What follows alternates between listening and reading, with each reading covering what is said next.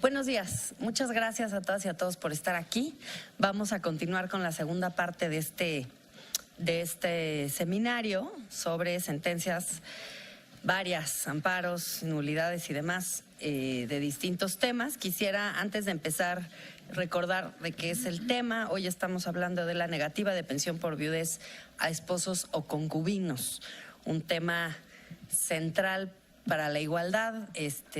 A veces es más fácil entender las desigualdades que padecen las mujeres viendo las desigualdades que padecen los hombres. Este es un caso de esos que nos ayuda a entender cómo funcionan los estereotipos y los prejuicios.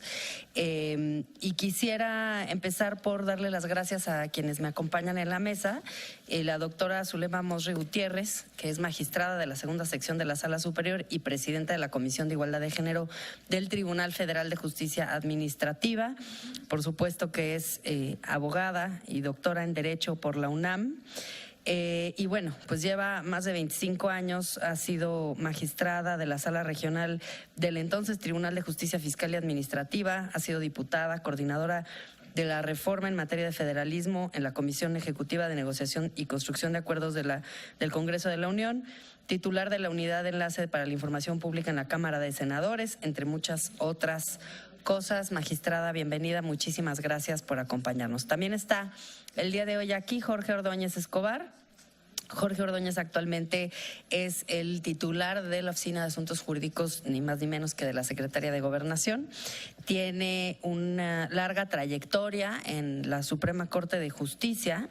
Ingresó al Poder Judicial en 1999, justamente como asesor en la presidencia de la Suprema Corte de Justicia de la Nación. Posteriormente ocupó el cargo de secretario privado, adjunto y secretario de Estudio y Cuenta en la primera sala, adscrito a la ponencia de la entonces ministra Olga Sánchez Cordero hasta noviembre de 2015, y ocupó ese mismo cargo desde diciembre de ese mismo año y hasta agosto del 2017 en la segunda sala en la ponencia del ministro Javier Lainez.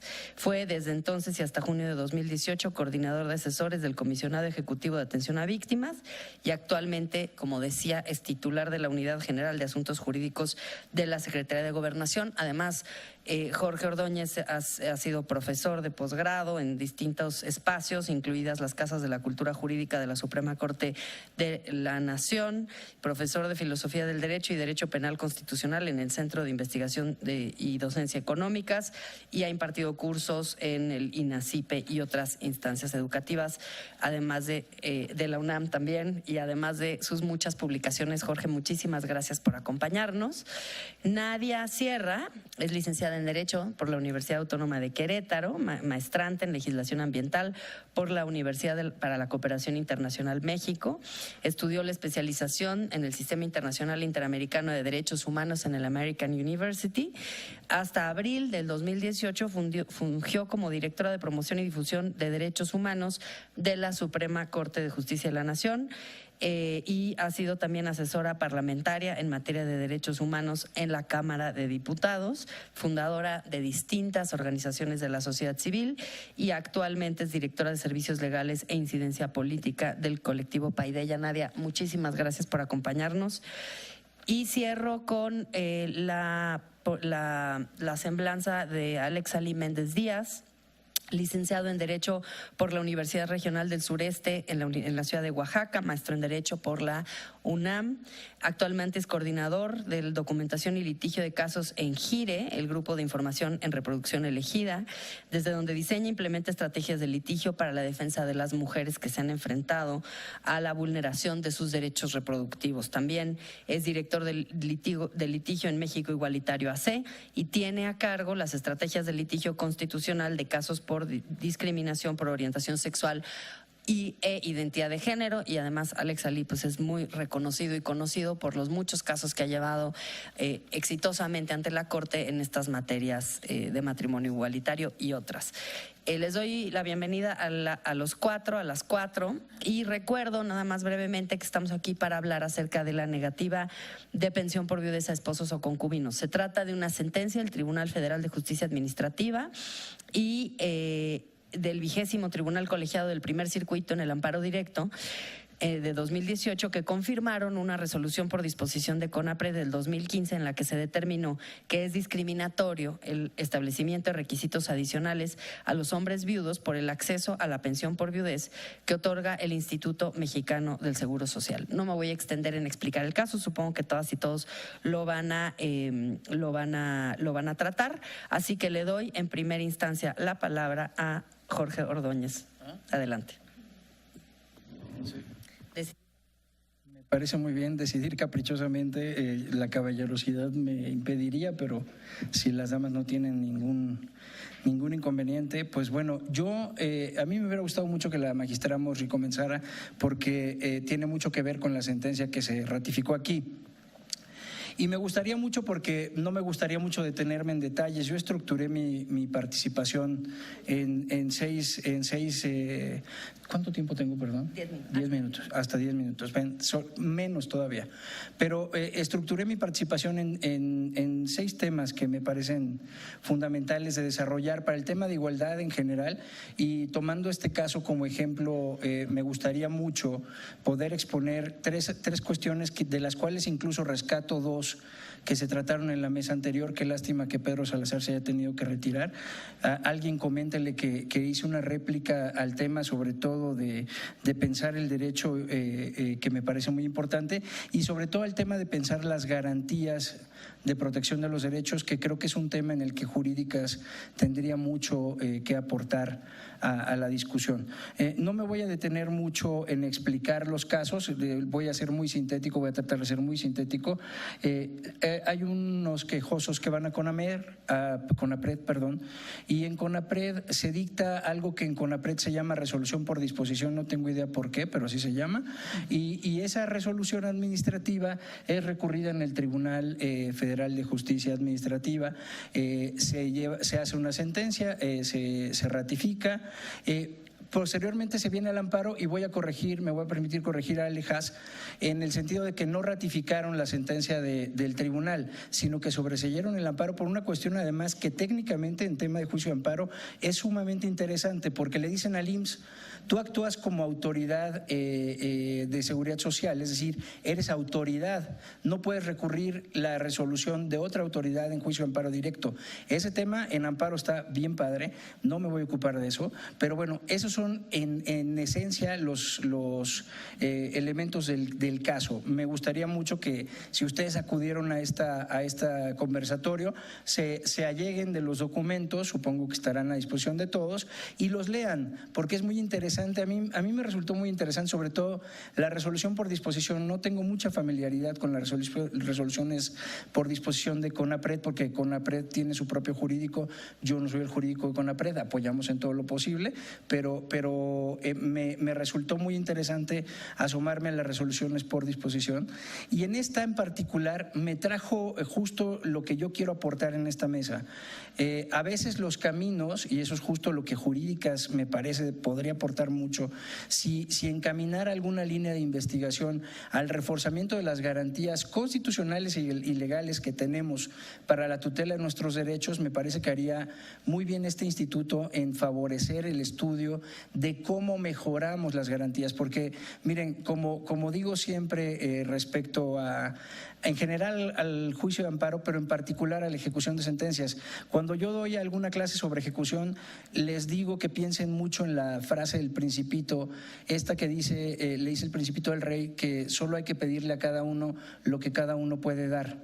Le dice al rey: solo hay que pedirle a cada uno lo que cada uno puede dar. Si tú le pides al pueblo que se tire al mar, el pueblo te va a hacer la revolución. Si tú le pides a una autoridad que no tiene muchos elementos para apoyarte en la decisión, en la protección, en la tutela de tu derecho, o como tú lo quieres, pues entonces te estás también equivocando. Y esto tiene mucho que ver con lo que también se trataba en la mesa anterior, del camino que se sigue para poder llegar a la tutela efectiva de un derecho. Si yo no mal recuerdo, los aquí presentes, Alex Ali fue el abogado que puso algún amparo en el que se resolvió por primera vez el tema de pensión por viudez de varones en la segunda sala.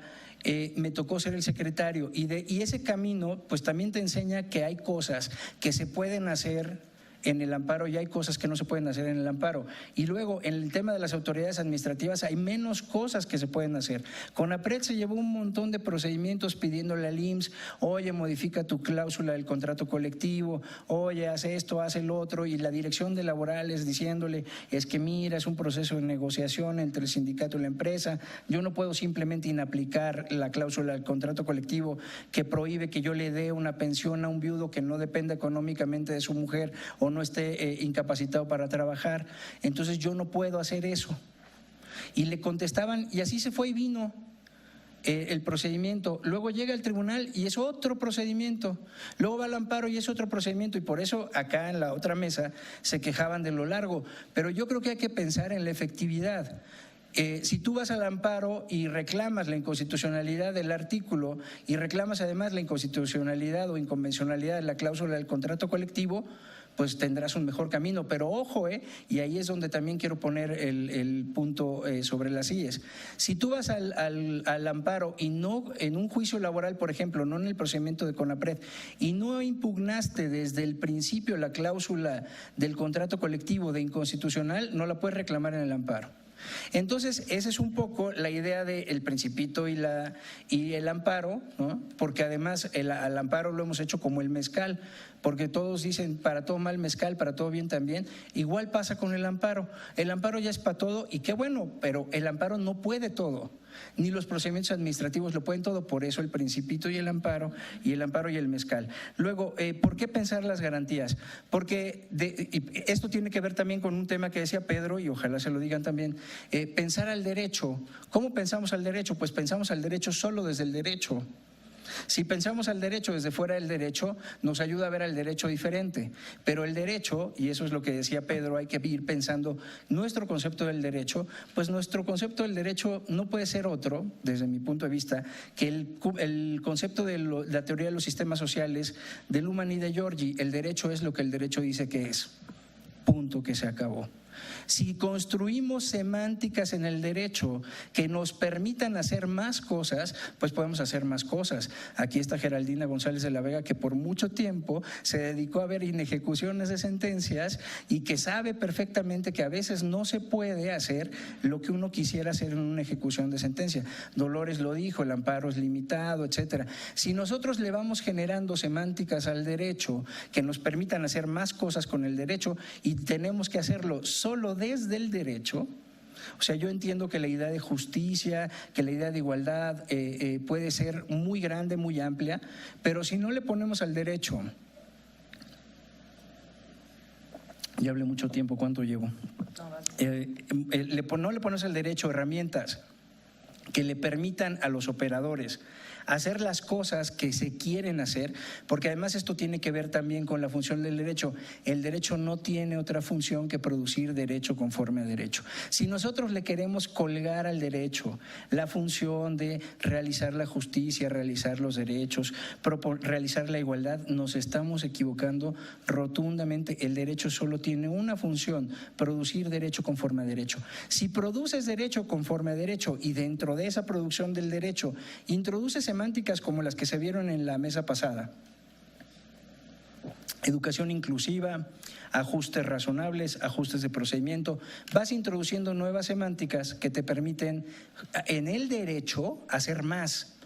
En la Constitución no dice categorías sospechosas, y les prometo que muchos de los que están aquí tienen en su cabeza la idea de categorías sospechosas muy clara, muchos otros no. Pero la idea de categorías sospechosas está en el primero constitucional y fue una idea que no está construida ni siquiera tampoco jurisprudencialmente, pero que todos traemos en la cabeza como que esas categorías prohibidas por el primero para no discriminar. Entonces, si desde el derecho empezamos, primero, a generar mejores garantías, segundo, a generar mejores semánticas, tercero, a dotarle a la gente que tiene la potestad de hacer las cosas mayor autoridad, y eso también lo platicaba yo alguna vez con Ale, que tuvimos oportunidad de estar en el CID en una plática. ¿A quién le damos la posibilidad de decir qué es lo que se puede decir? Es decir, ¿a quién le damos la autoridad de definir qué se puede y qué no se puede? Si en el CONAPRED no pueden decirle al IMSS modifica tu contrato colectivo, inaplica tu ley, porque como de bien decía Pedro también, los servidores públicos estamos regidos por una ley y tenemos responsabilidades muy serias, cada vez más serias, incluso ahora penales. Si nosotros nos aventamos la puntada de hacer cosas que no estamos facultados para hacer, ya nos cargó la tía de las muchachas, dijera mi abuelita. Entonces, si le damos autoridad de hacer a quienes creemos que pueden hacer, pues entonces estamos generando mejores condiciones dentro del derecho, desde el mismo derecho, con la mirada puesta o con la escucha de los otros sistemas sociales que nos introducen semánticas nuevas al derecho. Si el derecho las acoge, si el derecho las recibe, se vuelven derecho. Si no, están en otros sistemas y nunca las vamos a poder meter. Termino con el tema de los efectos. ¿Cómo pretendemos que alguien haga algo por nosotros si no puede? ¿No? Si no puede hacerlo, si no puede hacerlo desde las semánticas del propio derecho, desde el propio sistema jurídico. Si yo quiero que construyan una rampa para una silla de ruedas o para que haya acceso a personas con discapacidad y el derecho no me lo permite, por más que yo quiera, a menos que busque otra forma de la que el derecho me permita también, una donación a este instituto de una rampa, la Fundación UNAM la construye, buscar las formas, no hay manera. No hay manera. Si no empezamos a generar desde el derecho nuevas semánticas, nuevas formas de hacer, nuevas garantías más sólidas, más concretas, más expeditas, pues entonces no vamos a poder darle efectividad a los derechos.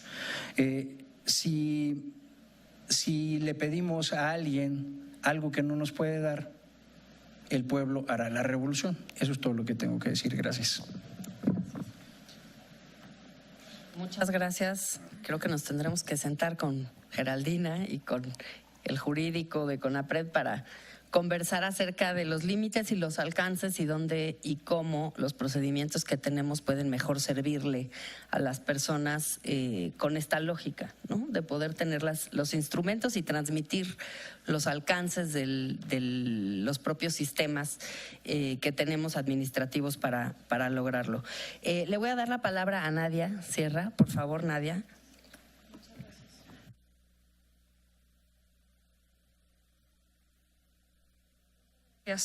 Muy buenos días, tardes creo ya. No, todavía días. Bien, yo quiero centrar mi participación y agradecer a CONAPRED la amable invitación que me hicieran. En realidad yo no debería de estar sentada aquí, sino es porque la doctora Leticia Bonifaz me hizo favor de invitarme y por eso es que CONAPRED me invitó también. Pero bueno, espero que haga un buen papel respecto al vacío que deja la doctora Leticia Bonifaz Alfonso acá al frente. Bien, yo quisiera centrar, como les decía, esta participación en 4 puntos principales que da más allá de lo que me planteó CONAPRED platicar respecto de estas resoluciones que tienen que ver con discriminación por género. El primero de ellos es precisamente platicarles sobre esta discriminación por género que se da respecto de la ley del IMSS y del ISSSTE para que las esposas o las concubinas puedan dejarle pensión o puedan ser partícipes de dejarles pensión por viudez a sus esposos y concubinos. El segundo tiene que ver con una discriminación por estado civil, es decir, yo me voy a una interpretación más allá de lo propio que trabajó CONAPRED y de lo que trabajó el Tribunal Federal de Justicia Administrativa. Por otro lado, también quiero tocar el tema del lenguaje sexista que prevalece precisamente en la ley del IMSS y la ley del ISSSTE para saber precisamente de dónde viene esta discriminación por género y otras discriminaciones.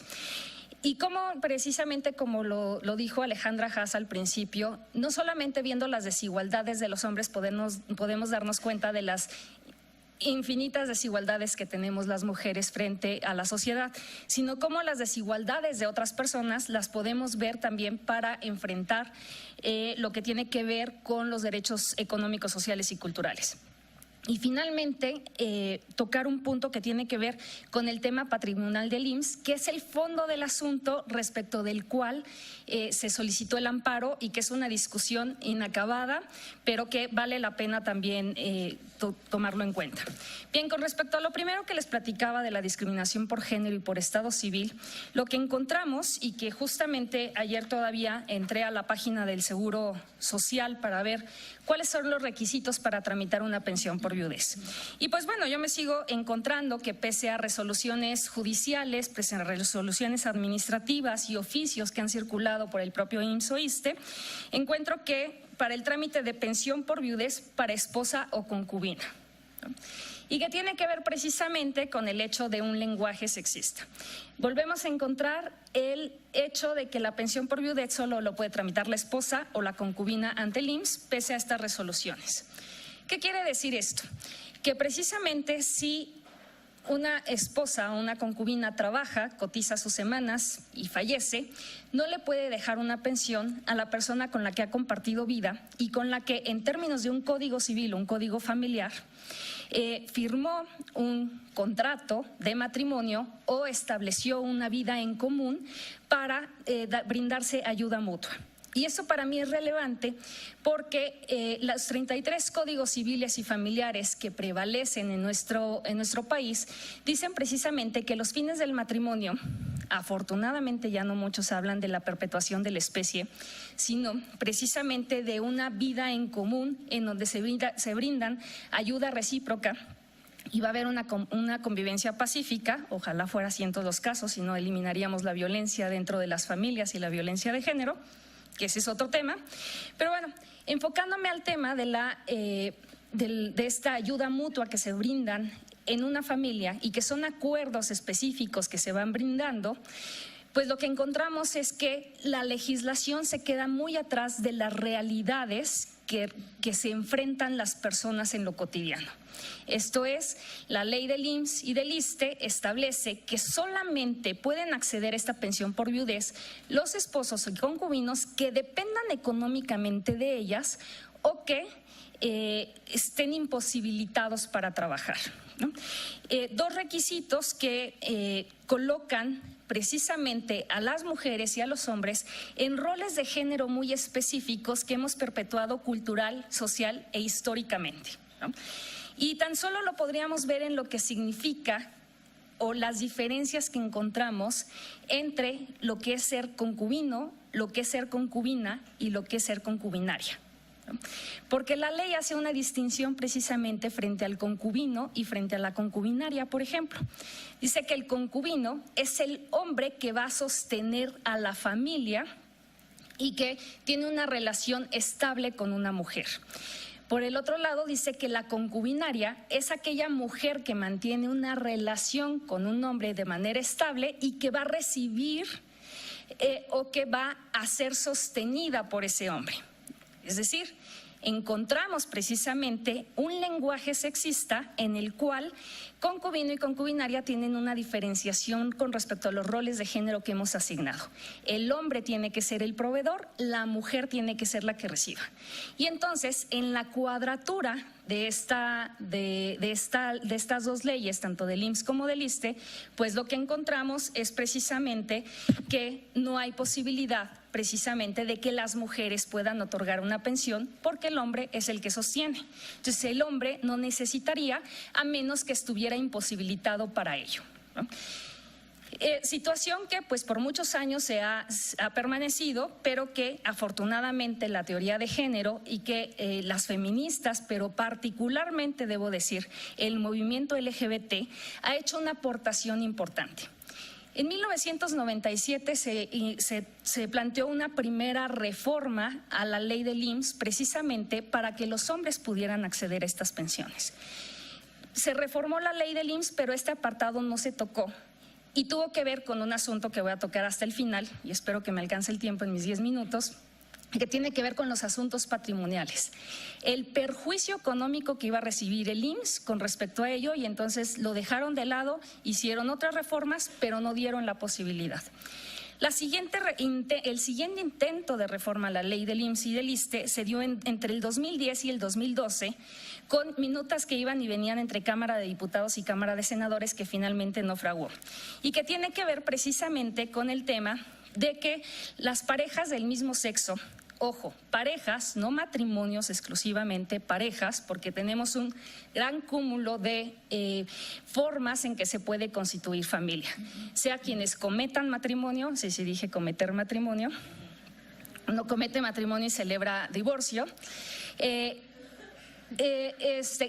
sea concubinato, sea unión libre, sea sociedad de convivencia, sea pacto civil de solidaridad que aún existe en Coahuila, sea libre convivencia incluso en la pluralidad o en esta forma del poliamor jurídico que ha establecido Jalisco y cualquier otra forma que queramos identificar. Digamos, estas son las distintas formas de familia que se pueden establecer jurídicamente en nuestro país y que hay una imposibilidad precisamente para que todos estos tipos de familia puedan acceder a los beneficios que ofrece contar con seguridad social con respecto a un cónyuge, a un concubino o una concubina.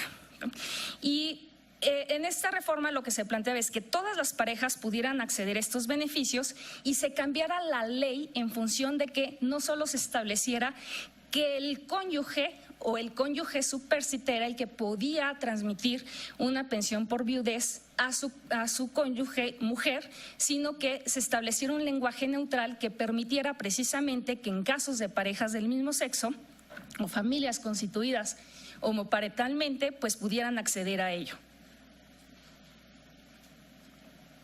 Esas realmente son las discusiones veladas que encuentro precisamente en la resolución por disposición 9/2015 del Consejo Nacional para Prevenir la Discriminación.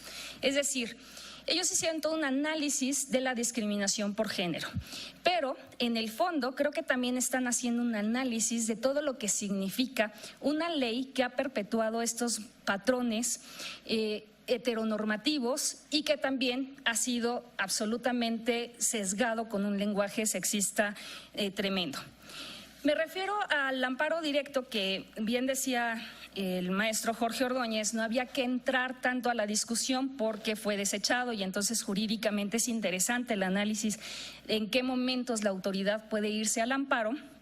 Sin embargo, me parece relevante el fondo del asunto, que es la razón por la cual en 2012 no se pudo reformar la ley del IMSS y que tiene que ver con el perjuicio patrimonial o económico que va a recibir el Seguro Social si accede a que las mujeres puedan pasar una pensión por viudez a sus esposos o a sus concubinos.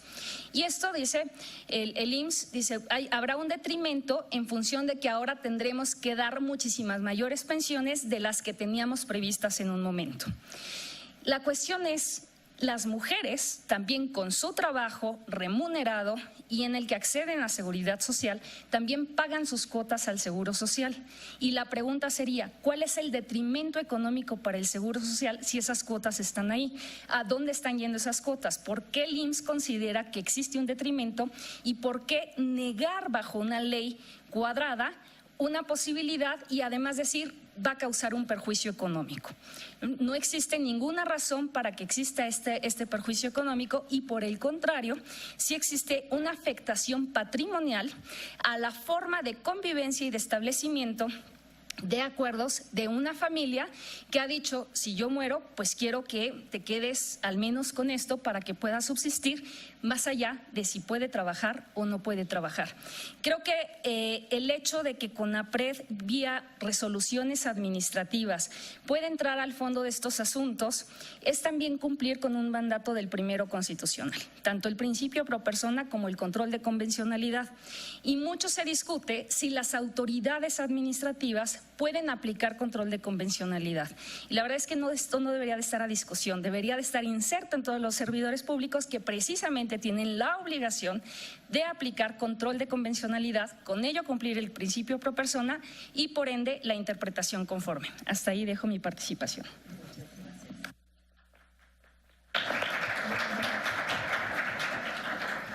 Muchas gracias, Nadia. Tres apuntes a tu muy clara exposición. La primera, yo a la ley del IMSS le digo la ley Mad Men, porque pues ahí vivimos, ¿no? En los 50s, o sea, como que ves la ley y te da así un shock de coches grandes y licuadoras verdes y cosas así. Y lo cierto es que lo que hace Nadia, y a mí me gusta mucho, es que hay que entender esto en los procesos políticos y presupuestarios en los que estamos. Es la ley Mad Men, no porque no haya habido nunca en 60 o 70 años un legislador o una legisladora que sepa que esa ley es anticuada, pero hay fuerzas políticas muy densas e intensas que han impedido que nos sentemos, legisladores y la sociedad, a decir, esta ley tiene que transformarse completa, ¿no? Porque la atraviesan los prejuicios y los estereotipos de fin a fondo, ¿no?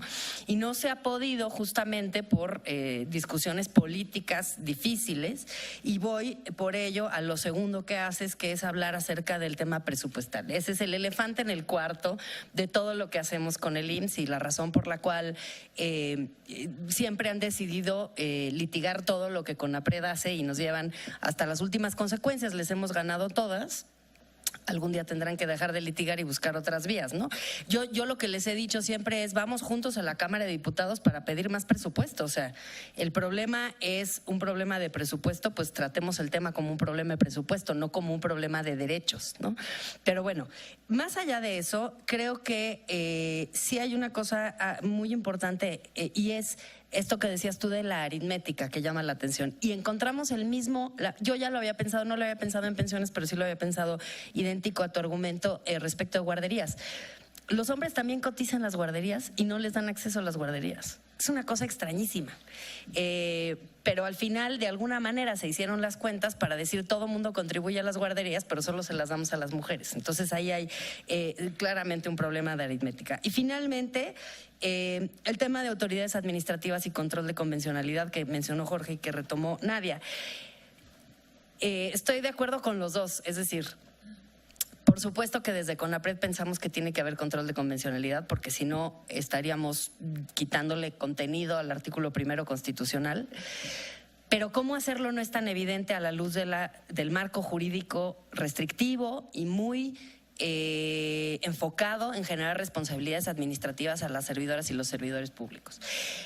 ¿Qué haces? Les doy un ejemplo. ¿Qué haces cuando una mujer migrante portadora de VIH embarazada tiene 3 meses de acceso al Seguro Popular y a los 3 meses se extingue su derecho y ella va a dar a luz en 6?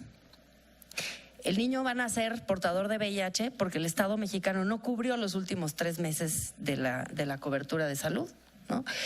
Desde luego que no necesitamos adentrarnos en las enormes discriminaciones que hay en todo este tema. Y sin embargo, si tú le pides a un administrador del Seguro Popular que le extienda esa cobertura, esa persona es sujeta de responsabilidades administrativas graves porque ejerció el presupuesto sin tener un mandato de ley. Entonces, están las autoridades administrativas de facto en una circunstancia muy delicada. Porque por un lado, sí, la Constitución te da un mandato y eso por supuesto que está ahí, y CONAPRED ha sostenido que se tiene que hacer un ajuste, una diferenciación, una interpretación conforme al marco jurídico de derechos humanos, pero la legislación que rige las responsabilidades administrativas es bastante restrictiva, bastante clara acerca de cuáles son los alcances de la potestad del servidor público. Entonces es una discusión que tenemos que tener aquí en Jurídicas. Pedro y yo escribimos de hecho un artículo hace unos años sobre el tema, pero tenemos que discutir cómo, cuándo, quiénes, en qué casos y con qué herramientas las servidoras y los servidores públicos pueden hacer interpretación conforme, pueden justificarlo, pueden sustentar sus actuaciones y no ser sujetos de responsabilidades administrativas precisamente por hacer algo que les mandata la Constitución. Y sin lugar a dudas es una discusión inacabada en donde las dos partes tienen argumentos fuertes para sostener lo que se dice. Le doy entonces la palabra a Alex Ali con mucho entusiasmo de escuchar, él que es un experto en esta materia, lo que nos tiene que decir. Muchas gracias. Muy buenos días, tardes ya a todos. Gracias por la invitación. Yo escucho todas estas inquietudes y digo, híjole, qué tan interesantes nos hacen estas cosas tan técnicas de repente, pero que de fondo creo que tiene, un objeto que tenemos que resolver. Yo veo detrás de todo esto, creo que hay un tema central en torno al que gira la discusión sobre estos asuntos en particular, pero sobre muchos otros temas que tienen que ver con la violación al derecho a la igualdad y no discriminación. Y de fondo creo es el tema de que nuestro sistema jurídico justo no tienen las herramientas en este momento para responder de forma satisfactoria a la violación al derecho a la igualdad y no discriminación. Es decir, se trata este derecho como si fuera una violación a cualquier otro derecho, cuando la discriminación tiene ciertas características que requiere del sistema jurídico respuestas mucho más integrales. Concuerdo con Jorge cuando dice, pues sí, a veces le estamos pidiendo de más al derecho, ¿no? Entonces, nuestro trabajo como defensores y defensoras de derechos humanos es qué tenemos que hacer para que el derecho diga lo que necesitamos que diga para enfrentar la discriminación, ¿no? Porque, digamos, quienes nos dedicamos al tema de defensa de derechos humanos, nos hemos dado cuenta que, por ejemplo, el juicio de amparo para defender violaciones de derechos humanos es ir contracorriente. El amparo funciona de manera extraordinaria en línea recta para resolver temas de legalidad, pero cuando nos enfrentamos a violaciones a derechos humanos, la no discriminación, derechos reproductivos, etcétera, etcétera, parece que estuviéramos en un juego de plantas contra zombies, ¿no? Donde los zombies son, ahí viene un formalismo, ¿no? Y hay un prejuicio del juzgador y aquí el amparo no nos deja y entonces tenemos que hacer malabares para que el caso, el fondo del asunto, se llegue a resolver y no queda a mitad del camino con sobreseimientos o desechamientos y nos entrampamos en recursos que nos llevan años y años de litigio, desgastando, por supuesto, a quienes fueron víctimas de estas violaciones de derechos humanos. Entonces, sí, a mí me parece bastante claro justo el reto del sistema jurídico. Y justo como de alguna manera los abogados y abogadas, quiero creer, tenemos este sentimiento de justicia, injusticia, de repente terminamos exigiéndole a ciertos procedimientos cosas con tal de obtener una respuesta que nos parece justa. Y creo que este ejemplo de estas resoluciones lo deja bastante claro. Al final, tanto en el juicio de nulidad, me parece, ahí hay argumentos donde dice, bueno, pues sí hay varios temas que tenemos que resolver, pero al final la Corte sobre este tema ya se había pronunciado. Entonces sería injusto que no le diéramos la razón, aunque los procedimientos no necesariamente nos den para obtener los resultados que quisiéramos, ¿no? Y para eso quisiera como retomar como algunas especificaciones. Por ejemplo, de la resolución de CONAPRED, yo lo que reconozco de manera excepcional es el tema de cómo maneja las reparaciones. Creo que en ningún otro procedimiento, tanto jurisdiccional como no jurisdiccional, hemos tenido tanta precisión y tanta claridad en la forma de reparaciones. En comisiones de derechos humanos nos quedamos bastante cortos en temas de reparación, ya no digamos en juicio de amparo, hay un debate ahí sobre los alcances, pero digamos, creo que eso hay que reconocer bastante al tema de la resolución por disposición. Si esto lo lográramos en un juicio de amparo, me parece que sería un avance impresionante para el tema de violaciones de derechos humanos. Pero bueno, ¿no? El tema, y ahí creo que algo que podría, digamos, trabajarse un poco más es la argumentación sobre la discriminación que se maneja en la resolución. Yo propondría, digamos, otra lectura, una lectura complementaria, porque se habla, dice, bueno, es que están discriminando a los hombres porque le piden más requisitos. Pero creo que habría que desarrollar más argumentos en torno al género en este punto muy específico. ¿Por qué? Porque, bueno, sí, se le está pidiendo más requisitos a los hombres, pero por supuesto, porque se le está reconociendo este lugar de privilegio, de superioridad, a partir del cual ellos siempre van a poder valerse por sí mismos. Y al contrario, están asumiendo que una mujer nunca puede valerse por sí mismo, por lo tanto, en automático se le tiene que dar el reconocimiento a esta pensión. Creo que abonaría mucho a la discusión abordar este tema de esta forma y no solamente decir que se discrimina a los hombres porque les piden un requisito adicional, como develar este requisito detrás en el tema de género. En el juicio de nulidad vienen cosas bastante interesantes, por ejemplo, los argumentos que maneja el IMSS cuando se va a este juicio de nulidad. Dice que el IMSS no discrimina porque solo está aplicando la ley.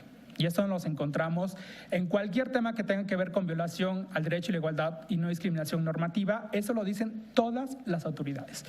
Todas, tanto legislativas como administrativas, como si el simple hecho de que estuviera ahí la ley ya en automático lo hiciera acorde a la Constitución.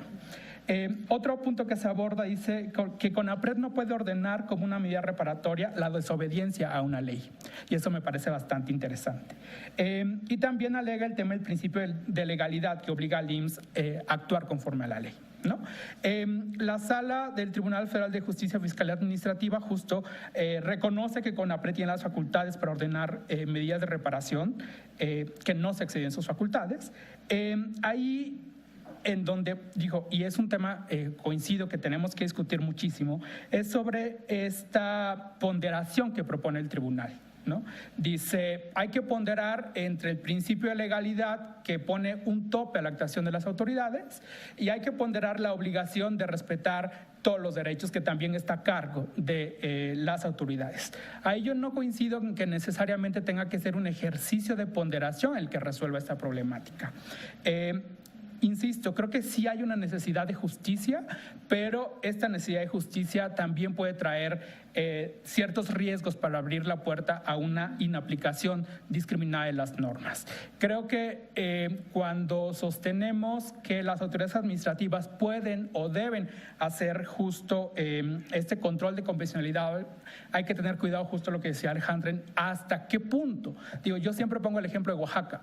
Tenemos 570 municipios. Entonces, imagínense que a cada presidente municipal, aplicando o inaplicando ciertas normas, porque consideran que son violaciones a derechos humanos, si dejamos esa puerta tan abierta, me parece que terminamos poniendo más riesgos en este tema, ¿no? El IMSS interpuso un juicio de amparo directo, ya se mencionaba, y el tribunal colegiado lo que hace es sobreseer, porque si una autoridad no se puede pelear con otra, ¿no?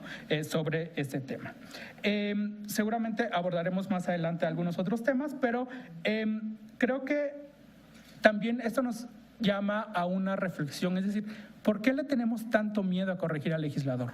Es decir, el sistema jurídico está estructurado de una manera en que es casi imposible corregirle una plana al legislador de una forma efectiva.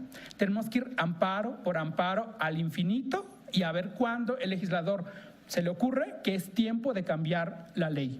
No hay un mecanismo efectivo hasta este momento. Se intentó crear la Declaratoria General de Inconstitucionalidad, los resultados están ahí. ¿Cuál es ese miedo en términos de la justicia constitucional, ¿no? Creo que está ahí la tarea que necesitamos construir para dar esas respuestas y eliminar ese miedo. Tengo algunos comentarios también sobre el fondo del asunto, de cómo se resolvió, que me parece que traen debates interesantes que son inacabados. Yo tengo una postura ahí, pero creo que abonan a preguntas que ustedes también pueden llevarse para reflexionar, ¿no? Y dice, ¿una autoridad administrativa puede ordenarle a otra desobedecer una ley? ¿No? En el debate del sistema jurídico eso se puede, es válido, y bajo qué esquemas es válido que eso se pueda hacer, porque entonces es una autoridad del mismo Poder Ejecutivo que le dice a otra del mismo Poder Ejecutivo desobedece una ley que creó otro poder, y entonces no sé si ahí estamos autojustificando la inaplicación de una ley porque no tenemos un mecanismo efectivo para combatir a esa ley. Y entonces entramos en estos riesgos que no sé, digamos, la postura que cada uno tengamos, porque no la tenemos hasta ahorita, ¿no? Pero creo que sería interesante debatir. Decía, a pesar de los esfuerzos, los alcances actuales del sistema jurídico no son eficaces. Algunas cosas las tenemos en algunos recursos y otras las tenemos que ir a pelear en otros procedimientos. El amparo nos da para unas cosas, CONAPRED nos puede dar para unas cosas, CNDH nos puede dar para otras cosas, juicio nulidad, comisión de víctimas para otras cosas. Entonces, las pretensiones de la persona que estamos acompañando, de repente, en lugar de poderlas meter todas en una sola bolsa y llegar a un objetivo, tenemos que repartirlas por la serie de procedimientos que hay, ¿no? Yo lo dejaría hasta aquí, hay más ideas, pero seguro tenemos otra ronda para seguir participando. Muchas gracias. Muchísimas gracias, Alex Ali.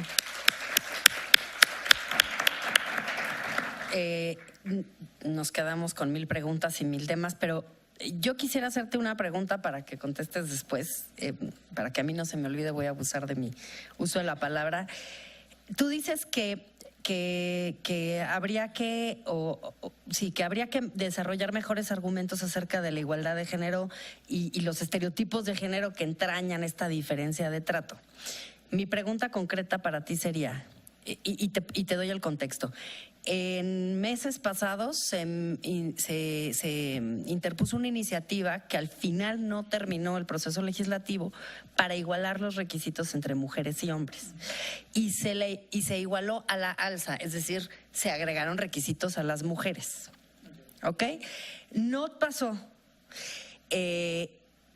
¿Qué quiere decir esto? Quiere decir que antes se pedía una cosa a las mujeres y 3 cosas a los hombres, y ahora lo que dice la iniciativa es que se le pidan las 3 mismas cosas que se le pedían a los hombres a las mujeres.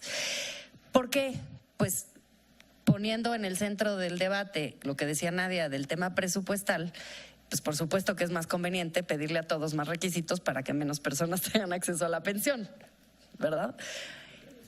Haciendo el argumento de, bueno, pues si las mujeres también se pueden valer por sí mismas, entonces tendríamos que probar que hay una dependencia económica específica de esa mujer para obtener la pensión de su marido fallecido.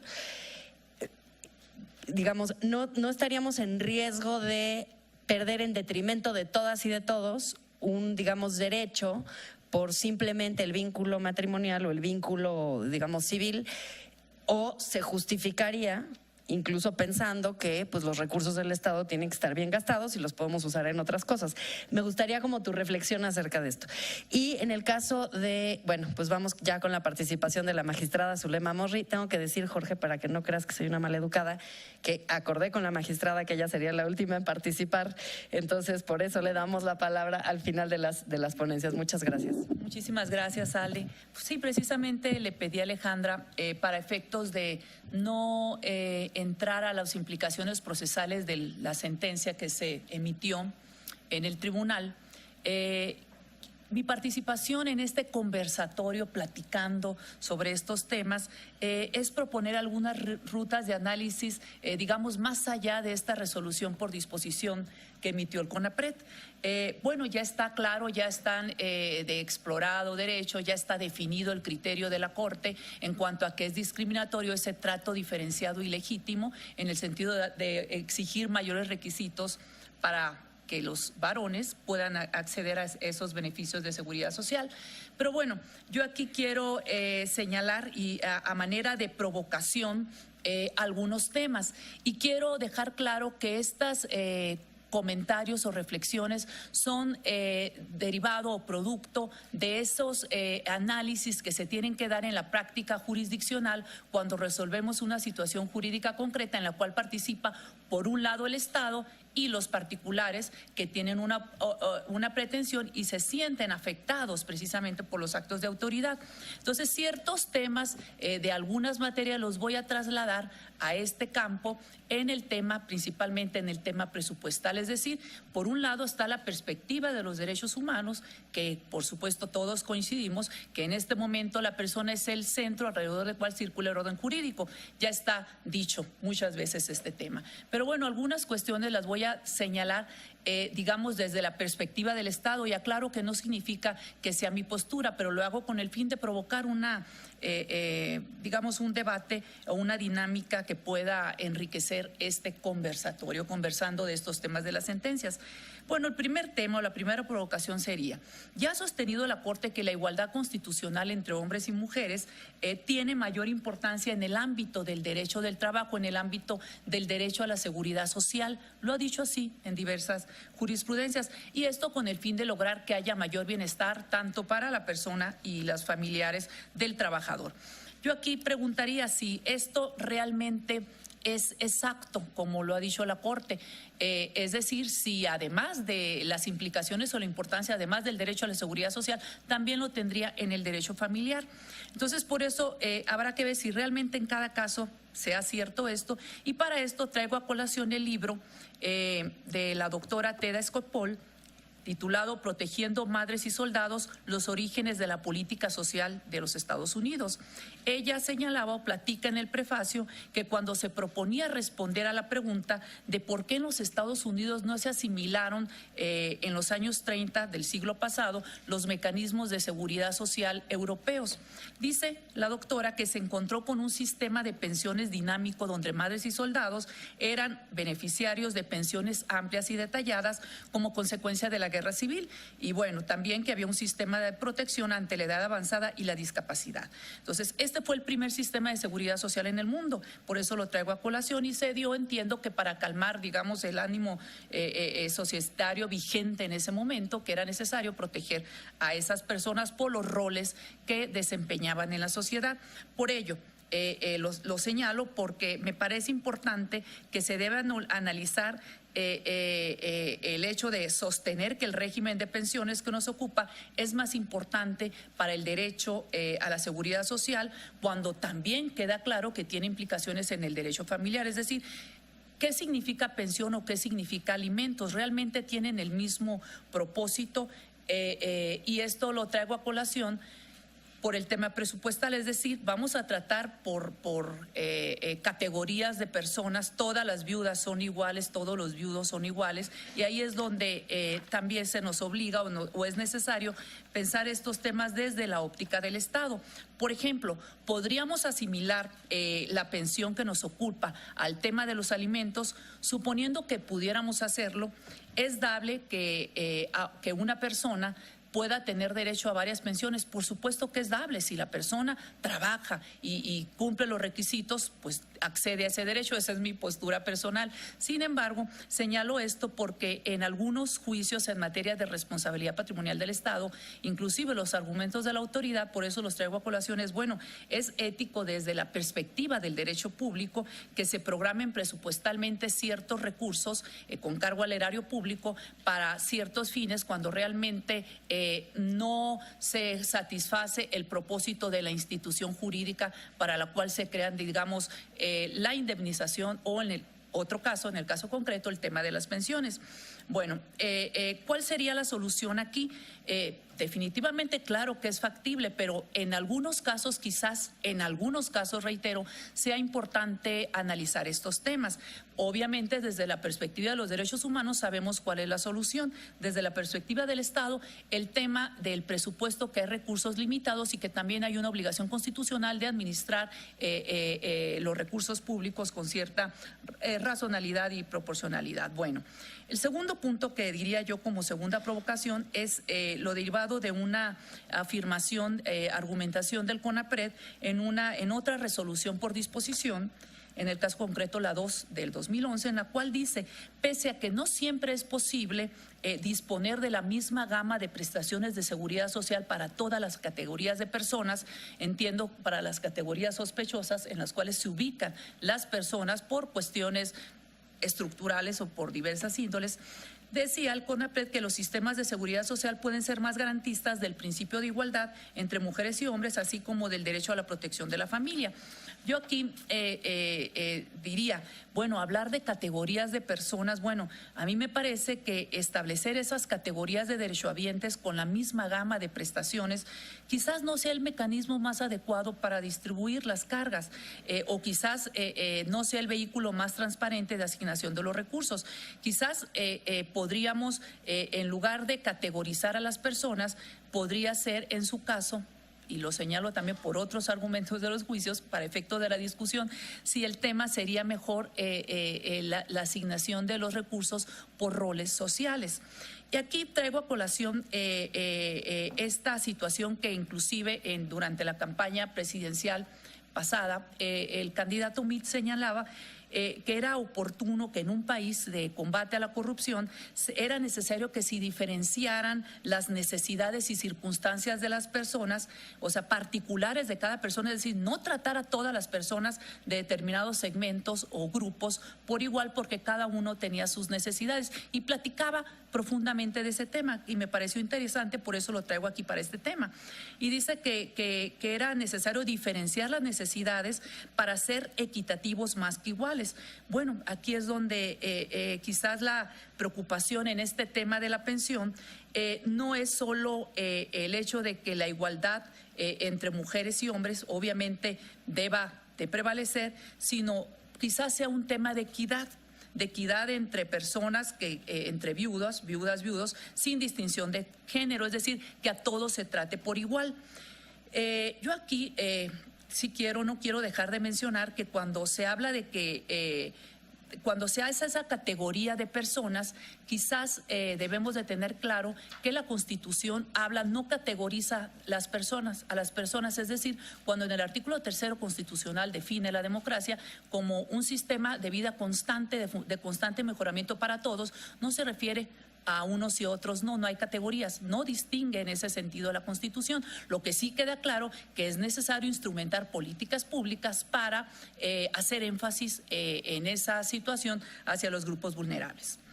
Bueno, aquí un tercer punto podría ser en el sentido de se sostiene, en el caso concreto, en el análisis de la sentencia que tuvimos en consideración, que las disposiciones involucradas en el juicio eran discriminatorias por establecer una diferenciación de requisitos para obtener la pensión por viudez basadas en cuestiones de género.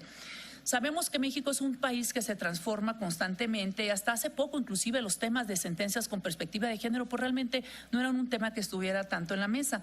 Pero bueno, y para nadie es oculto que todavía hay actuaciones, instituciones, prácticas, inclusive leyes que hacen esa diferenciación entre mujeres y hombres. Por supuesto que algunas no son justificadas y algunas sí pueden ser justificadas, para lo cual ya hay criterios que en los casos de que haya una diferenciación justificada en las normas, el legislador tiene que hacerlo de manera objetiva, razonable y proporcional. Tiene que estar justificado eso. Pero bueno, yo preguntaría aquí si todas las diferencias que están en las normas constituyeron una forma de discriminación entre hombres y mujeres cuando se establecieron. Y menciono esto precisamente también como a manera de réplica cuando se habla que el derecho como instrumento transformador más que conservador, pues claro, porque se entiende, queda claro que en su momento no era un tema de discriminación, no se tomó como un tema de discriminación por género de ninguna manera, era unas disposiciones que respondían en una época a un lugar determinado. Y yo más bien aquí hablaría en otros temas que más bien también el derecho sirve como un instrumento mitificador, porque sirve a la voluntad política del gobernante en turno para ciertas cuestiones. No en todas las leyes, el derecho se va adecuando, va avanzando, va evolucionando para que responda a las necesidades de la sociedad en una época y lugar determinado.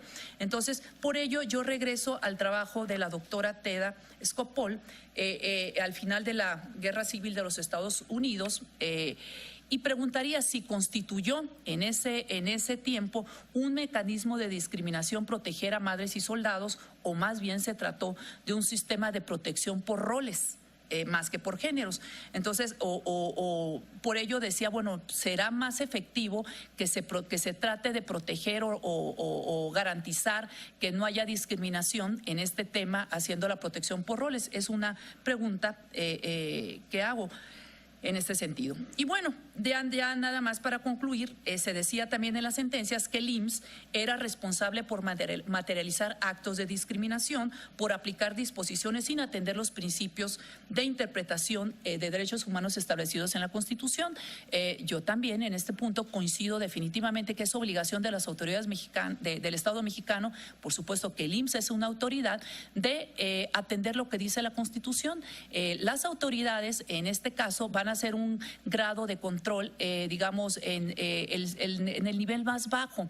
Únicamente pueden hacer la interpretación conforme de la norma para que sea compatible con la Constitución. Eso lo van a hacer mediante la fundamentación y motivación de las resoluciones, en las cuales precisamente, además de justificar por qué a determinada norma, en lugar de interpretarla literalmente, se va a interpretar de modo que sea conforme, congruente con la Constitución, y en virtud de que esta interpretación conforme no es suficiente o por sí misma no elimina la discriminación patente, es necesario que las autoridades además adopten medidas para que cesen los efectos de esa norma discriminatoria y que la persona pueda acceder a la institución jurídica a la que pretende acceder. Definitivamente es un tema que inclusive Alejandra mencionaba en un foro en el tribunal. Bueno, ¿cómo le hacemos para que las autoridades puedan hacer esto?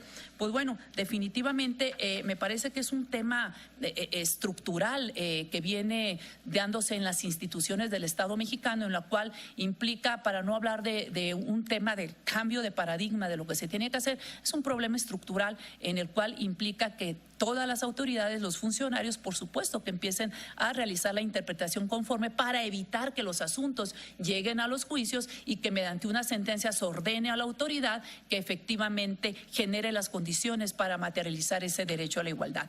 Y bueno, para efecto de hablar sobre los temas de cómo en su momento las leyes iban respondiendo, se justificaban por las realidades sociales. Y señalo esto porque no significa que lo que ahorita estamos nosotros señalando como una máxima o como un axioma vaya a ser vigente en los próximos años.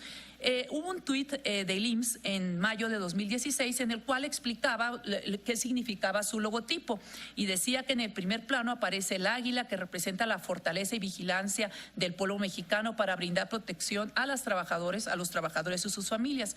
En ese estereotipo de aquel tiempo, como sugieren las alas que cubren la figura de la madre y su hijo, que a su vez simboliza la comunidad histórica. En el segundo nivel se percibe la ternura materna, el calor humano y la naturalidad, y es interesante el efecto que expresa la mano sosteniendo la criatura, que es tan grande como un nido. Y finalmente en la base del símbolo aparecen los caracteres del IMSS y la tipografía. Y bueno, finalmente se dice que el águila real está protegiendo a una mamá y a su bebé, y esto es lo que aparece en toda clínica, guardería, hospital del IMSS. Aquí queda claro que que no se protegía o mejor dicho, se hacía un énfasis en proteger a la madre y a su hijo. Entonces, podríamos pensar que este logo está discriminando a los hombres, el logo del IMSS, pues en su momento se hizo así. Entonces, por ello, cuando queda claro que cuando hablamos que el IMSS materializa actos discriminatorios, pues en esta época, claro que está materializando actos discriminatorios porque no realiza la interpretación conforme. Pero bueno, en aquel tiempo, hablando de logotipo, aplicaba una ley que todavía está vigente. Y bueno, aquí aplicaba una ley y bueno, que se aprobó en su momento, por ello no será más factible, como todavía no se ha modificado esa ley del IMSS por las razones que han señalado, y en virtud de que se está materializando esta situación, no será más efectivo proponer al Ejecutivo que presente la iniciativa de ley para modificar esto precisamente, o en su caso instruir de una manera bien sustentada, con seguridad jurídica para los servidores públicos, para efecto de que no incurran en responsabilidad o que no tengan el temor de incurrir en responsabilidad, decirles cómo se tiene que hacer la interpretación conforme en estos casos, que es obligación de las autoridades del Estado mexicano. Y bueno, yo aquí también hace momentos se comentaba que el tema de, bueno, ¿cómo le pides a las autoridades que hagan algo cuando realmente hay una forma de manejar las cosas, yo diría, de un nivel estructural, un problema estructural en estas instituciones? Se dice en el tema que estamos analizando que el CONAPRED solicitó varias veces al IMSS que realizara la interpretación conforme y que informaran al personal que lo tienen que hacer con fundamento en la normatividad, y sirviendo como guía, como pauta para ello, los criterios de los órganos jurisdiccionales, porque para ellos no son vinculantes los criterios de los órganos jurisdiccionales, bueno, únicamente en el caso concreto. Muchas veces se dice es que ya hay declaratoria de inconstitucionalidad de la Corte y se expulsó la norma del orden jurídico. Pues no se ha expulsado, la norma todavía sigue y las autoridades están obligadas a aplicar el principio de legalidad. Para que la norma salga, tiene que pasar el mismo proceso legislativo que se dio para la creación. Lo señalo rápidamente. Pero bueno, aquí es importante tener claro que el personal del IMSS está integrado principalmente por actuarios, economistas, contadores, administradores, etcétera, y ellos trabajan bajo un contrato colectivo de trabajo. Está la ley, está el reglamento que es congruente con esto, y bueno, me parece que, y aquí los traigo a colación, o sea, ¿es suficiente una sentencia o es suficiente estas recomendaciones del CONAPRED? Pues me parece que no, porque no ha sido en la realidad. Yo creo que aquí es necesario pasar por un proceso bastante complejo de asimilación y análisis de estos temas, un tema de recepción de cómo se van a atender estos temas en los cuales involucran derechos humanos de las personas y que necesita una operación de cambio organizacional dentro del IMSS, definitivamente. Y claro que los resultados van a ser pues, visibles en los años por venir desde el momento que se instrumenten estas políticas. Yo únicamente diría que pues queda claro que todavía persisten esas conductas de los servidores públicos del IMSS y bueno, es importante tener claro que por un lado está lo que dice el derecho, claro que tenemos que sujetarnos a la legalidad, por un lado está lo que dicen las sentencias y las resoluciones, pero la materialización de los derechos no se da automáticamente con las sentencias ni con las leyes. Por eso hablaba yo, más bien es un tema de mitificación. Es importante que se generen, que se diseñen e instrumenten las políticas públicas donde el actor principal es el Poder Ejecutivo para que se garantiza esa materialización de los derechos. Definitivamente, los órganos jurisdiccionales han hecho un papel, han hecho una aportación mediante estas sentencias para dar la pauta respecto a estos criterios en los cuales se maximiza la protección de los derechos, pero yo sí me iría y pondría el punto exactamente, bueno, en las recomendaciones del CONAPRED, que claro que está dentro de sus atribuciones y es factible darlo, sin embargo, tenemos que ir más allá, dar un paso más allá para efecto de que además de estas recomendaciones y sentencias, realmente las autoridades desde esa instancia generen las condiciones para que se respeten estos derechos a la igualdad. Muchas gracias, magistrada. Muchas gracias. Creo que hay varias provocaciones, no voy a responder a todas, pero pueden responder los demás ponentes o las personas del público. Quisiera anotar un par de cosas. Lo que ha dicho la OIT, y esto en CONAPRED lo hemos reflexionado mucho, es cuáles son los servicios que tienen que ser universales, porque de cierta manera todo lo que recibimos en CONAPRED al final termina en, lo voy a decir muy burdamente, pero tiene muchos matices, por ejemplo, una peor seguridad social para personas que no están en el empleo formal, por el Seguro Popular y el Seguro del IMSS, ni siquiera dentro del ámbito del IMSS, digamos, más ampliamente. Pero si luego analizamos con datos del ENADIS quiénes están representados en el empleo informal, pues vemos que el 75% de los hablantes de lengua indígena están afiliados al Seguro Popular, o sea, una sobrerepresentación de hablantes de lengua indígena en cierta seguridad social que no tiene pensión, que no tiene guardería y que tiene servicios de salud que ni te cubren todas las enfermedades que te cubre el Seguro Social.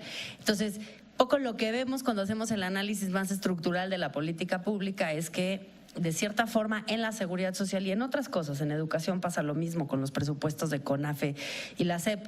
Lo que vemos en términos generales es que estos sistemas que sí fueron creados con base en roles, o sea, justamente asociando la provisión del servicio de salud o la provisión de una pensión o la provisión de la guardería con base en una lógica de que pues todo mundo iba a tener un trabajo formal, fue desafiada por dos realidades. Una primera realidad, y es que el Estado también ha descansado sobre la informalidad en el empleo para no tener que reconocer los derechos a la seguridad social, y la economía del país se funda en que la mitad de la población está en empleos informales que no tienen acceso a la seguridad social ni nunca lo tendrán. Y la segunda, la realidad de la economía moderna, que es que aún en trabajos en donde antes estaban en la economía formal, ahora estamos yendo para atrás y ya no es la economía formal como antes se pensaba, ¿no? La uberización de la economía, como le llaman algunas personas. Y entonces nos encontramos ante una circunstancia en la cual lo que hemos pensado en CONAPRED desde el punto de vista de la discriminación estructural y de cómo queremos ser propositivos con las dependencias y entidades de la administración pública y las legislaturas, es qué parte de los derechos sí tiene que ser universalmente atendida por el Estado, ¿no? Y me parece que ahí, por ejemplo, el Reino Unido ha hecho una diferencia importante, es la provisión de los servicios de salud debería ser universal, no debería de estar asociada al trabajo porque no tiene ningún sentido. Hemos discutido con la OIT, empezamos pensando que quizá las guarderías y las pensiones también. Con la OIT hemos discutido y nos han dicho, bueno, no es ideal que las pensiones sigan la misma suerte de la seguridad social en salud, porque sí hemos visto que los estados que tienen pensiones universales luego están bajo tal problemática económica que es insostenible el sistema. Entonces tendríamos que tener una diferenciación entre contribuyentes que tienen, digamos, contribuciones más altas, en fin, un esquema un poco distinto. Pero creo que hay este paquete, salud, guarderías, pensiones y seguro de desempleo, digamos, o pensión por discapacidad, etcétera, este combo que se asumió que toda la población estaría bajo esta lógica de que o te protege tu trabajo porque eres hombre y trabajas de manera asalariada y en un empleo formal, o te protege el hombre protegido por el Estado porque estás casada con un hombre, ¿no? Ese es justamente el problema de los roles, que te empiezas a salir del rol y entonces ya no estás considerado por la ley como un titular de derechos, sino como pues como una persona marginal, nada más que la marginalidad está en el 50% de la población. O sea, ya no es marginal, ya es central. Hay más gente fuera del sistema de seguridad social formal, digamos, que adentro. Y por eso se crea el Seguro Popular, que luego resulta, digamos, que es como un parche a la seguridad social formal. Entonces, creo que lo que dices es muy provocador. Digo, aquí yo me podría quedar toda la tarde, pero no me voy a quedar ni voy a ocupar todo el espacio. Simplemente quisiera decir que me parece que una parte central de esto es como que sí tendríamos que dar 2 pasos para atrás y en ese sentido el día de ayer, no voy a estar yo en esa mesa, pero leí un artículo en Nexos de una historiadora que se llama Sara Hidalgo acerca de trabajadoras del hogar. Y ella hace una reflexión acerca justamente de cómo concibió el legislador y el juzgador en el siglo XX, cómo se concibió el trabajo y cómo se concibió el hogar y cómo a partir de ahí creamos todo este andamiaje institucional y legal que hoy estamos pues viendo que está totalmente desfasado de la realidad, ¿no? Entonces sí habría que tomar un par de pasos para atrás para repensar esos sistemas. Yo quisiera empezar la provocación de la mesa preguntándole a los ponentes, y no voy a empezar en el mismo orden. Nos preguntan una cosa interesante. Las personas ponentes consideran que se deben iniciar procedimientos de queja en CONAPRED en contra de la Cámara de Senadores y de Diputados por normas discriminatorias, o solo atender los casos particulares. Entonces, le diría, por ejemplo, a Nadia que nos contestara esa provocadora pregunta. Gracias. Voy a hablar, antes de que algún día sea servidora pública, y como todavía en mi camiseta de activista defensora de derechos humanos, que sí, vamos, de entrada sí. Creo que tenemos demasiados mecanismos, tanto jurisdiccionales como no jurisdiccionales, como para proteger los derechos humanos, que hoy en día seguimos discutiendo cómo vamos a acceder con esa llave de la justicia a la garantía de esos derechos humanos. Por supuesto que habría que iniciar estos procedimientos, pero también habría que apostarle a las iniciativas ciudadanas, aunque cuesta muchísimo trabajo juntar todas las firmas y todas las credenciales del elector para una iniciativa ciudadana o una iniciativa popular como tal. Y la otra es que también hay en términos, por ejemplo, de derechos humanos de las mujeres y particularmente en lo que tiene que ver con la violencia hacia las mujeres, existe otro mecanismo ante otra institución, otro órgano desconcentrado dentro de gobernación, que es CONAVIM, la Comisión Nacional para Prevenir y Eliminar la Discriminación contra las Mujeres, que se llama agravio comparado. Es decir, cuando las disposiciones jurídicas, cuando la normativa es contraria a los tratados internacionales y existen ciudadanas de primera y ciudadanas de segunda en distintas regiones del país, se puede acudir a una figura de agravio comparado. Entonces, creo que tenemos suficientes mecanismos como para empezar a hacer lo que alguna vez me decía un maestro en la Escuela de Derecho. Tú apunta tantos tiros que el pato es uno solo y alguno de esos 15 tiros que tú des, en alguno caerá el pato. Y entonces así sucede con esto. El problema es que las estrategias legales pues también son caras, costosas y lleva demasiado tiempo. Yo siempre digo que la justicia tarda en promedio 10 años. Gracias, Nadia. Magistrada, tú querías contestar esta pregunta. Yo considero que definitivamente sí se pueden iniciar procedimientos no solamente de quejas, sino de responsabilidad en contra de los legisladores, porque el artículo 4 constitucional es muy claro cuando señala que más que un concepto de identidad, se ordena al legislador que no introduzca diferencias por razones de género. Y en caso de que lo hagan, estas diferencias tienen que ser razonables, objetivas y proporcionales. Ok. Inclusive este tema de el límite, el principio de igualdad como un derecho subjetivo que tenemos las personas para protegernos contra esa arbitrariedad del legislador, implica precisamente que se debe de exigir que el legislador establezca razonabilidad en las normas. Es decir, ellos no tienen discrecionalidad arbitraria para legislar, sino que ya está, digamos, normado que tienen que hacerlo cuando se trate de cuestiones de género dentro de estos parámetros. Y realmente es un principio de igualdad que se erige como un límite a la actividad materialmente legislativa para garantizar que efectivamente se emitan normas que protejan o cumplan con este principio. Muchas gracias, magistrada. Alex Ali. Sí. Bueno, retomando lo que les decía, es que no tenemos un mecanismo efectivo. Y entonces, si no tenemos un mecanismo efectivo, creo que puede resultar agotador intentar que algo que tenemos nos dé la respuesta que queremos. Mi invitación es a intentemos construir algo distinto dentro de lo que ya tenemos. ¿Qué hace falta que el derecho diga, insisto, para que avancemos hacia la construcción del mecanismo efectivo? Pero bueno, hacía una pregunta Alejandra hace un momento. Yo lo resolvería de una forma, digamos, para no retomar mucho tiempo, a través del principio de progresividad. Es decir, ya hay un estándar, no puedes ir para atrás. Entiendo el tema económico y presupuestal. Entonces tendríamos que preguntarnos si entonces hay que buscar una respuesta distinta, que no sea elevar los requisitos, porque ya hay un estándar, pero entonces tampoco de manera automática para todas las personas, quizá, no, o sea, ni uno ni otro. Decía, hay una imperfección entre el sistema, no tenemos la manera de poder afrontar violaciones al derecho y la igualdad y no discriminación, pero yo diría también, y eso ya empieza como a causar cierta suspicacia, en qué tanto es la propia Suprema Corte mantiene estos, este statu quo de no dar estos avances. Va a haber una mesa para hablar sobre el tema de trabajadoras del hogar, la sentencia, y a mí me parece sorprendente el tema de los efectos de esa sentencia. Es maravillosa. Mi pregunta es, en un juicio de amparo hay una solución estructural en donde la propia Suprema Corte rompe el paradigma de decirle al legislador, tienes que legislar, es decir, vas a implementar un programa para que en tanto tiempo hagas una propuesta y entonces se pueda modificar la ley, en una sola sentencia. Mi pregunta es, llevamos litigando más de 500 juicios de amparo en otro tipo de temas, en tema de matrimonio igualitario, y un problema igual de estructural de discriminación, entonces merece una solución distinta que no sea modificar la norma.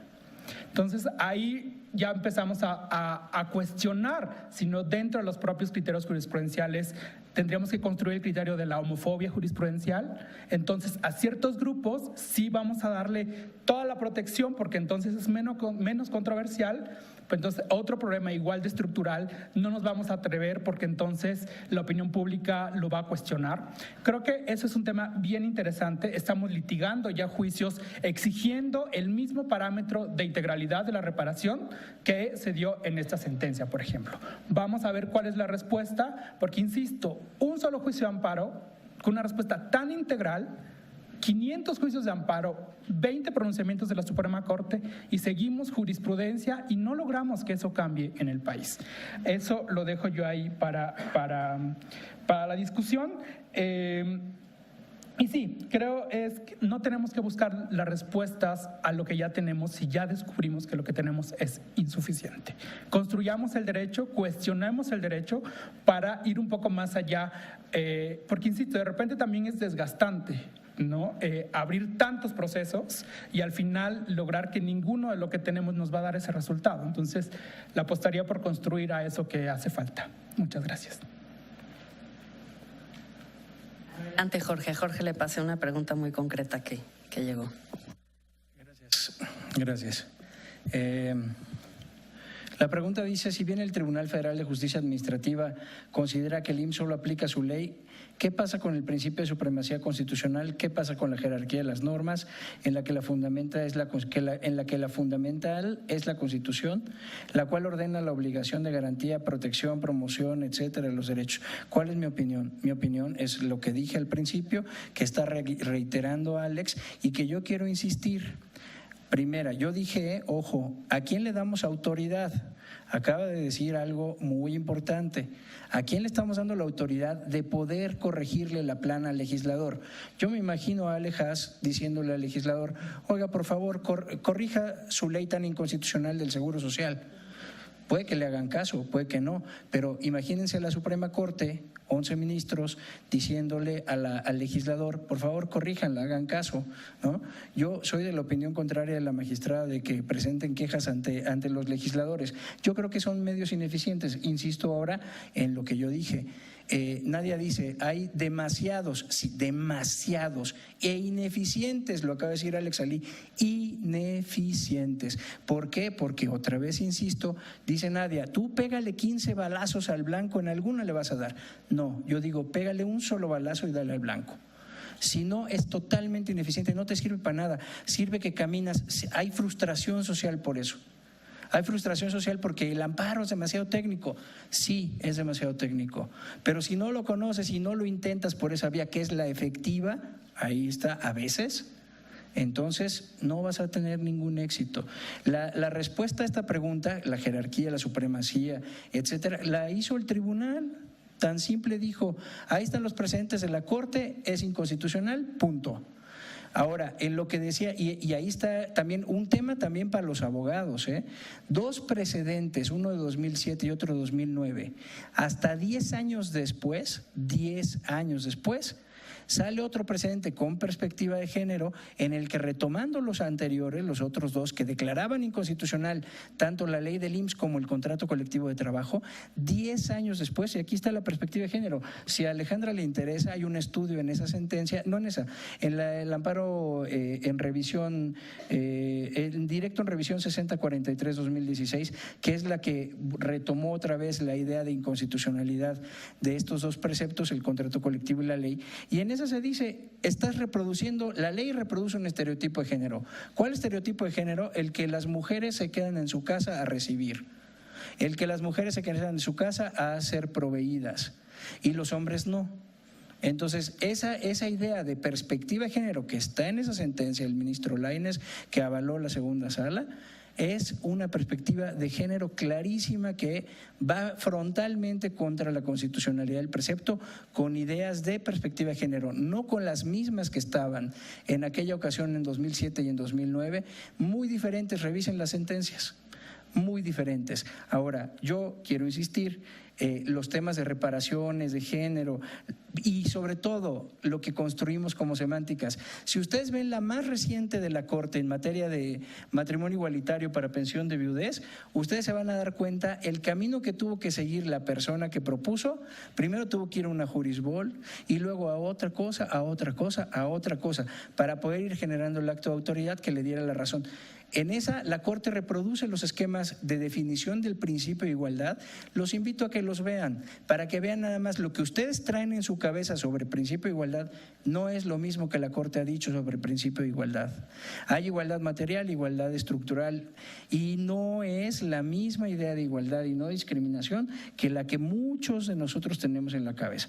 Entonces, con eso quisiera cerrar el tema y decir que las quejas contra los legisladores, lo del principio de autoridad, me parece que tenemos que construir las herramientas desde el derecho para poder hacer. Los principios se argumentan, las normas se interpretan. Si vas a argumentar un principio como el principio de igualdad, arguméntalo bien. Si no tienes herramientas para argumentar bien, te van a mandar por los balones. Eso es todo lo que quiero decir.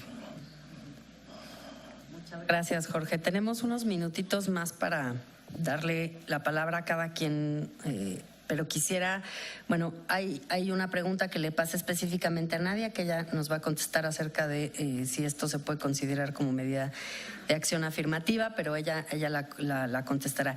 Yo lo que les quisiera preguntar genéricamente a los ponentes es lo siguiente. Ustedes todos son personas que han pensado mucho en esto, en las deficiencias de los instrumentos jurídicos con los que contamos para avanzar en hacer transformaciones estructurales.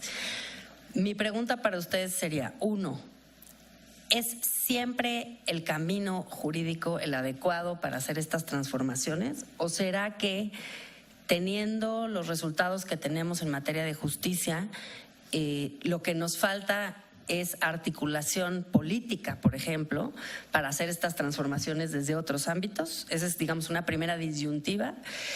Y segundo, ya en las herramientas jurídicas, si todavía hubiera más que hacer en lo jurídico, ¿cuáles son las que les gustan? Yo tengo en la cabeza las declaratorias generales de inconstitucionalidad de Colombia, por ejemplo, pero ese sería el tipo de herramienta jurídica en la que ustedes estarían pensando, y si no estas, ¿cuáles otras, de qué otros países, de dónde más podemos aprender o creen ustedes que podemos encontrar ejemplos de herramientas jurídicas que nos pueden ayudar a avanzar de una forma más decidida y no echarnos otros 70 años sabiendo lo que sabemos pero no pudiendo transformar la realidad que es tan terca? Empezaría ahora por Alex Ali, por favor. Sí. Muchas gracias. Sí, voy a tratar de concluir con varias ideas. Primero, creo que lo que nos deja este análisis es, no olvidemos que siempre la pregunta para develar la discriminación es, ¿hay un objetivo razonable, justificado para hacer esta diferencia de trato? No hay un mecanismo efectivo. Y creo que algo que hace falta y que nos puede servir como herramienta para quienes defendemos derechos humanos es, cuando tengamos un caso a defender, démonos cuenta o démonos a la tarea de buscar en dónde está la discriminación. Si es un acto aislado, la solución va a ser una, jurídicamente. Si es un problema estructural que está en una norma, la solución va a ser otra. Y con base en eso podemos construir posibles soluciones. Sobre la pregunta específica, obviamente creo que el camino jurídico llega a veces cuando ya no hay otro camino. Es decir, tenemos que ir con los abogados y las abogadas cuando ya nada de lo que está afuera quizá nos haya funcionado. Coincido en que la articulación política puede ser un camino, pero una articulación política distinta a la articulación que conocemos. Ahorita hay una articulación, desde mi perspectiva, en donde la exigencia de derechos humanos se sigue viendo como una concesión del poder político. Es decir, el Congreso en general, que es quien le toca legislar, se sigue sintiendo dueño de nuestros derechos y que nos los va a dar a cuentagotas conforme tengamos o no la fuerza de irlo peleando.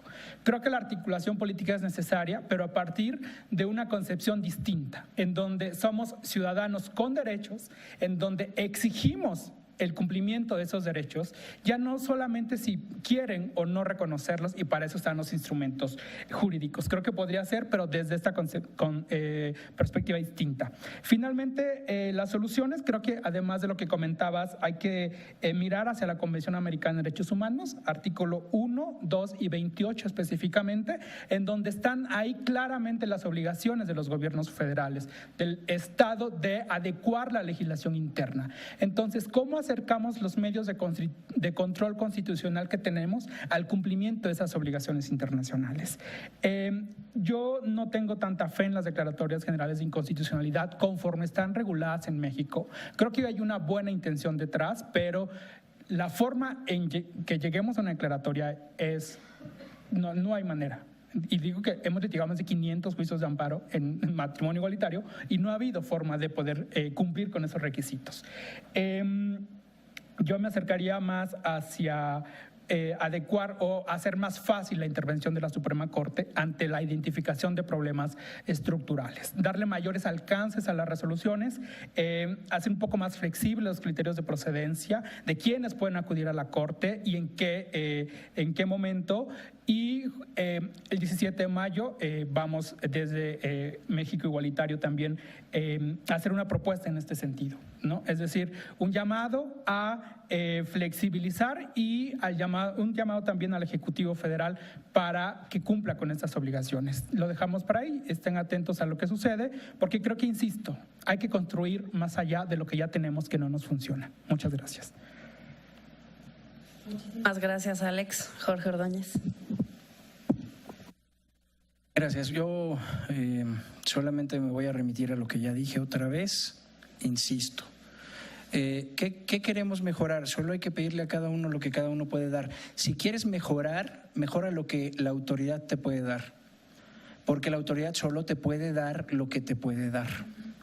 Entonces, si no hay una competencia establecida, expresa, para que alguien te otorgue un derecho, no tienes ese derecho por más que la Constitución diga, fracción sexta, párrafo segundo, apartado A del 123, el salario mínimo deberá ser suficiente para garantizar las necesidades normales de un jefe de familia en el ámbito económico, social y cultural para proveer a la educación obligatoria de los hijos. No lo tienes. Si no tienes el medio de garantía, no tienes ese derecho. El derecho opera ante su violación. La pregunta, Alejandra, fácil. ¿Cómo se hizo la reforma matrimonio igualitario en el Distrito Federal?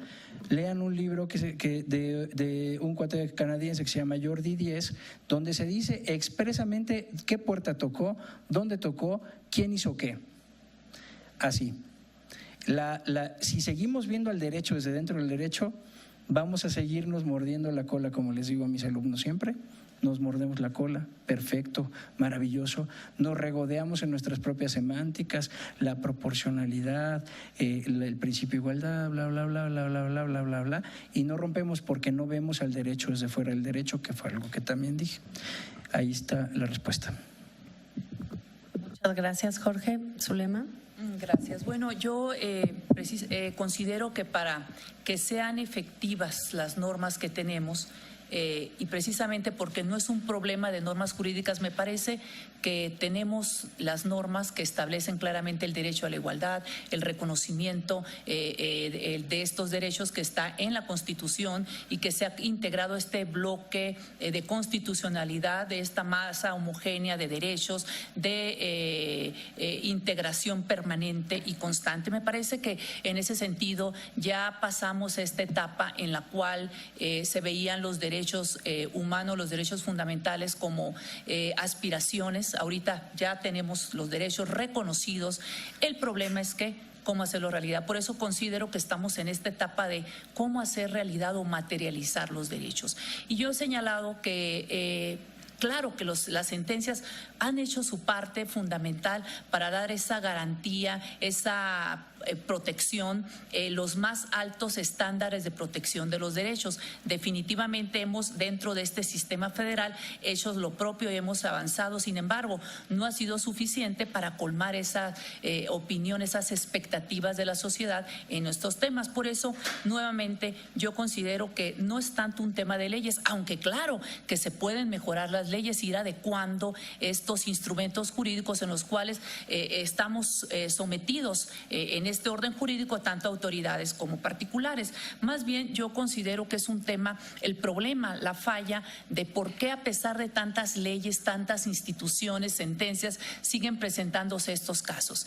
¿Por qué las autoridades argumentan? El tema es que la ley lo dice, pues sí, pero es claro que ya está la obligación constitucional de que tú tienes que proteger los derechos humanos y ya hay una interpretación de la Corte donde dice, bueno, las autoridades tienen que hacer interpretación conforme, no tienes que esperar a que te ordene un órgano jurisdiccional hacer algo, ni tampoco someter a las personas en este proceso de llevar a un litigio para que puedan ejercer los derechos. Yo más bien insisto que es un tema de políticas públicas, es un problema en el diseño e instrumentación de las políticas del gobierno. O sea, necesitamos esos mecanismos para corregir esta situación porque no se están dando los resultados. Entonces yo más bien me enfocaría que es un tema en el cual debemos de participar todos dentro de este proceso de integración, debemos de participar en el tema del diseño de las políticas públicas en lo que corresponda, porque a veces el Poder Ejecutivo cumple,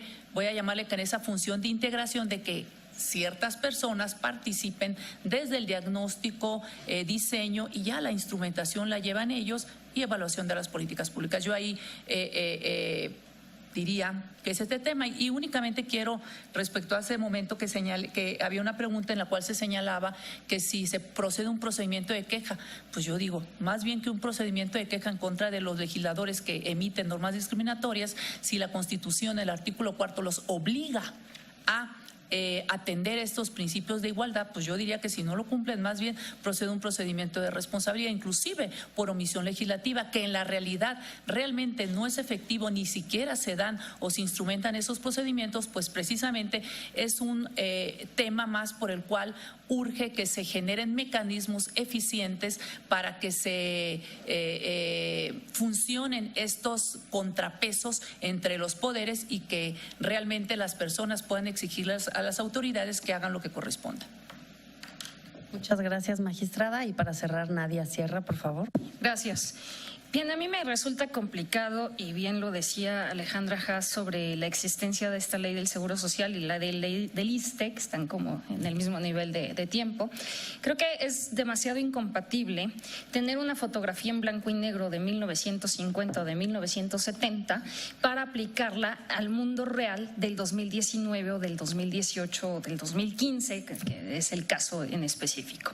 Es decir, la ley, y cuando se hace, toma precisamente una fotografía en blanco y negro de un momento y una circunstancia específica en un tiempo determinado, ¿no? Y esa ley pretendemos que aplique a todas las personas mientras las personas van caminando en tercera dimensión y a color, ¿no? En Blu-ray ahora. Entonces, pues resulta que ya no nos cuadra el audio con el video, precisamente en el momento que queremos hacer compatible esa ley con estas realidades, que es un poco lo que dice Jorge Ordóñez. O sea, atendamos a las realidades más bien a que lo que dice la ley.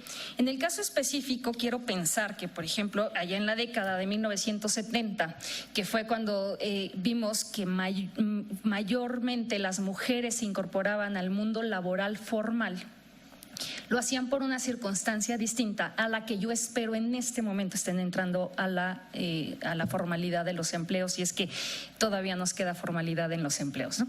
Es decir, las mujeres apoyaban al patrimonio familiar porque el recurso que llevaba el esposo no era suficiente, y es a lo que atendía precisamente la norma. En este momento yo espero que todas las mujeres que ingresan al empleo formal remunerado lo que hagan es un proyecto de vida en función de su desarrollo personal, profesional, etcétera, y que decidan en qué van a gastar su dinero, que solo exclusivamente destinarlo al apoyo de la economía familiar, ¿no? Es decir, vemos una circunstancia distinta con estas realidades. Por ello, atender una realidad de las pensiones por viudez, pues tiene que ver también con esta diferenciación de que no es lo mismo el siglo XX que el siglo XXI, totalmente, ¿no? Entonces, ¿a qué le apostamos? Primero, a ver esta realidad social. No es como de mis instrumentos de garantía de derechos favorito, pero creo que es el que más elementos nos ha brindado a todas las personas para acceder a la justicia y para lograr que se garanticen derechos, que es la figura del amparo. No hay una en este momento que sea como más completa. Efectivamente, para llegar al amparo, pues tenemos que agotar otros recursos administrativos, otros recursos jurisdiccionales que nos lleven a ello. O no, ¿no? Dependiendo. Precisamente la modificación a la ley de amparo en el 2013 pues nos dio esta posibilidad de esperar a que se violara el derecho o a que no se violara y hacer un mecanismo preventivo. Y bien, me hicieron una pregunta sobre si esta situación que se presenta en el caso se justifica como una medida de nivelación o acción afirmativa que se especifiquen requisitos para mujeres y hombres acceder a la pensión de viudez. Yo la verdad es que más bien diría que lo que se hace a través de la resolución de CONAPRED, lo que se dice en la resolución del Tribunal Federal de Justicia Administrativa es en realidad el cumplimiento de la ley, ¿no? Por un lado, el artículo 4 de la Constitución, que establece desde 1974 igualdad jurídica entre mujeres y hombres y no tendría que existir ninguna diferenciación, y por el otro lo que se establece en el artículo 123 en el caso que establece que los familiares de trabajadores tendrán derecho a asistencia médica y medicinas en los casos y en la proporción que determine la ley, y no hace una diferenciación entre mujeres y hombres. Es decir, no existe una medida de nivelación, sino un cumplimiento de la ley. Que tenemos que avanzar hacia esto, pues es precisamente atender a las realidades de las que he hablado. Muchísimas gracias. Pues yo cierro muy satisfecha de esta mesa que ha sido enormemente enriquecedora. Muchísimas gracias a todos ustedes por acompañarnos, por estar aquí, por meterse al ring, y creo que tenemos ya una agenda de discusión sobre herramientas judiciales y qué son las medidas de acción afirmativa, que creo que merece también un análisis especial porque se justifican muchas medidas diferenciadas con base en este argumento que se ha equivocado muchas veces. En fin, muchísimas preguntas que quedan en el aire. Seguimos el día todavía con 2 mesas más. Les agradezco mucho a los ponentes y a los participantes también.